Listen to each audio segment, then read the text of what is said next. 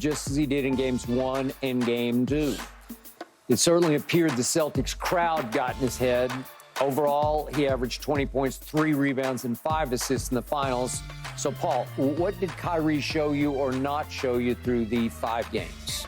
Well, as good as career Kyrie has had, I just think that Kyrie needs another player ahead of him. I'm not sure if he can be the Robin anymore. You know, I think that Luka needs. You know, he was up and down throughout the playoffs. He didn't show me he can be that consistent scorer for them night in and night out.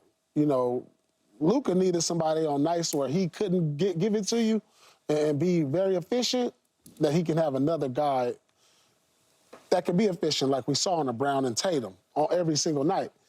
So I think, you know, if you put him in a situation where he's the third guy on a championship team, that's kind of the role he's kind of fallen into. And it's not a knock on Kyrie. It's just I think that's where he is in his career. I mean, he's going to have nights to where he has it going, and then he's going to have nights where it just doesn't work out. You know, being a small guard who's a scorer, you know, as you get older, it gets harder and harder as your athleticism tends to decline and you're not as fast as you used to be. So I just think, you know, moving forward, you need to put somebody in that Robin slot for him so he can take one more step back to where he doesn't have the pressure to be that guy to carry a team when the main guy is not going. So I just think that's where he is in his career. He's no longer Kyrie of 2016, where a guy who averaged 28 points a game in the finals and was just pretty dominant and could have won finals MVP in my eyes. And so I just think moving forward, he needs to relinquish the Robin role. See, I don't necessarily know that because he did go off, 3 straight times against Minnesota, 30, 30, and 30? I think if I'm not mistaken. Yeah. On top of that, they picked their spots, right? They started off, you go, I go. You go, I go. You go, I go. And then all of a sudden, it felt like to me that it just became more of a Luka show. Now that you got me here, I'm getting ready to do it myself. That's what it felt like to me. Now, correct me if I'm wrong, because I just think that when you talk about Kyrie, certainly at home, he averaged 25 points a game. Yeah. On the road, in Boston in particular, because we talking about the finals, he averaged 14 points a game. He did. It's a huge drop-off. He also shot 18% from 3. He also shot 18% from 3. Yeah, and Robin can't do that. No. But I feel like if this game was in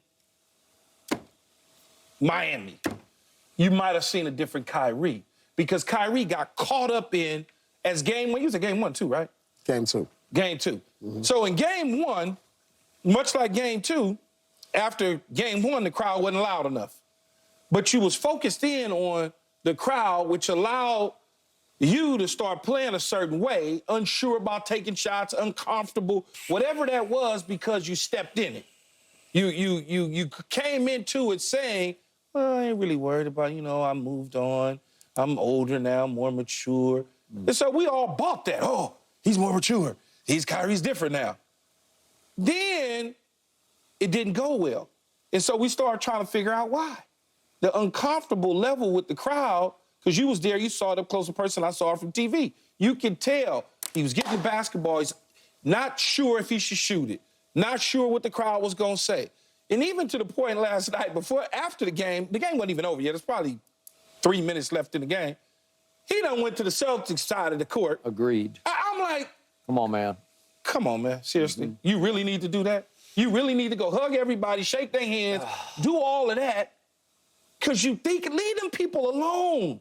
Stop focusing in on their asses and just, it's over with. I get it. They're going to take you out. For whatever it was, if you would have told me he did all of that, Paul, because the confetti was going to fall and he wouldn't be able to shake others' hands. But when the game was over, and I saw you shaking everybody's hands with the confetti falling, I'm like, why did you do that in the first place? Why are you, because they in your mind now. They're clearly in your mind. And I believe that made him play ball bad. If it was in Philly or if it was in another place, I think he plays better. And that happens to athletes in certain stadiums and arenas that they get in there and it's different for them, you know? Okay, Keyshawn, earlier in the playoffs, I told you exactly what this man just said about he's not seeing the Robin Kyrie, not seeing the 25, 26, 27-year-old Kyrie, the 2016 Kyrie. Yeah. I wasn't seeing Not that. there. I saw spurts and flashes, but I didn't see consistent because his body, he's had a lot of injuries, a whole lot of injuries. He's 33, he's played 13 seasons. It's starting to wane a bit. Not that he can't terrorize you on any given night or quarter, but I'm not seeing quite the explosive score that I used to see. Yeah. Furthermore, as much as I have loved Kyrie off the floor, the leader that he became for the Mavericks, the peace and love Kyrie in Dallas, I have found my bliss. Well, he is. It's different now. Like, this is all, you know, we love it here because the weather is so warm in Dallas and all that. I miss the Kyrie with that edge. I didn't always love some of the things he did, but I loved the way he played basketball because he played basketball with an edge. He could be a flat-out terror when he got it going. And I didn't see terror in Boston. I saw guilt. I saw an older player who's like, God, I screwed up when I was here. I should have done this and I should have done that. And I saw a guilt-ridden Kyrie who was taking it from the fans because he felt like he deserved it for how he let you down. And then the confetti's starting to fall. And to your point, they flew all the way to get that confetti. Yeah, and he's over there. To your point, he's hugging all the Celtics because they're his young brothers. You know, like they're baby brothers. Okay, I got it, and I appreciate some of that. But I didn't see a lot of fight in him, man. I just didn't see. I thought he fought. He just he just struggled. Well, he got to the bucket a lot, man. He blew past them a lot. He just couldn't finish at the rim. He couldn't finish at the rim. It wasn't like they was clamping him down. That goes back to what I said about he was playing against an elite.